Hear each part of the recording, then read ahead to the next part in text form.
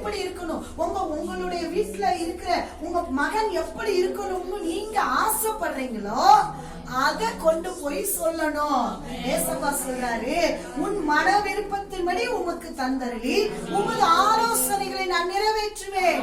அப்படின்னா உங்க வீட்டுக்காரர் எப்படி இருக்கணும் நீங்க ஆசைப்படுறீங்களோ, ஒரு கூட்டமே ஜெபிக்கு, யூத குலமும் ஜெபிக்குது. நடந்தது என்ன? அதே ஆமானையும் அகாஸ்வர ராஜாவையும் இவள் விருந்துக்கு அழைக்கிறாள். ராஜாவின் இடத்துல போகும் பொழுது இவள் பயந்து போகிறாள். ஜெபித்த உடனே ராஜாவினுடைய கண்களில் இவளுக்கு தயை கிருபை கிடைத்தது. ராஜா பொற்செங்கோலை நீட்டுகிறார். எஸ்தர் வரலாம் உள்ள, உனக்கு என்ன வேண்டும்? என்னுடைய ராஜ்யத்துல பாதி கேட்டாலும் தருகிறேன். இன்னைக்கு ஆண்டவர் கேட்கிறாரு, மகளே உனக்கு என்ன வேணும்? ஏன் அழுதுகிட்டு இருக்கிற? ஏன் புலம்பிட்டு இருக்க? ஏன் கலங்கிட்டு இருக்க? ஏன் நொந்து போய் உட்கார்ந்து வேதனையோட இருக்கிற? உனக்கு என்ன வேண்டும்?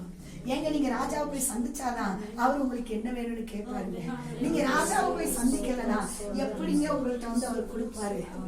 அல்லேலூயா. இன்னைக்கே புறப்படு, இன்றைக்கே தேவ சமூகத்துல போய் ராஜாவை சந்திக்க ஆயத்தமா போ. ராஜா உன்னை சந்திக்க அவர் ஆயத்தமா இருக்கிறாரு. அவர்கிட்ட நீ போய், நீங்கள் நான் அவரிடத்துல போய் நின்று, ராஜா என்னுடைய ரெக்வெஸ்ட் இது, என்னுடைய விருப்பம் இது, என் வாஞ்சை இது, என்னுடைய எதிர்பார்ப்பு இது, இதை நிறைவேற்றுங்கள் என்று சொல்லி போகிறோம். ராஜா தயவு பாராட்டி கூப்பிடுகிறார். இவள் விருந்துக்கு வாங்கன்னு கூப்பிடுகிறார். இவள் ஞானமுள்ள ஸ்திரீ. உடனே போட்டு உடைக்கல. ராஜாவே அது எப்படி?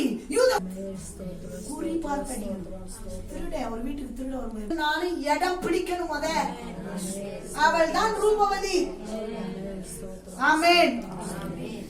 ஆண்டவர் வந்து உங்களை விட்டு நான் போகவே மாறிடுச்சு. இப்ப இவன் யார் காலில் வந்து விழுகிறான்? அட நல்லா தான் சொல்லுங்களேன்.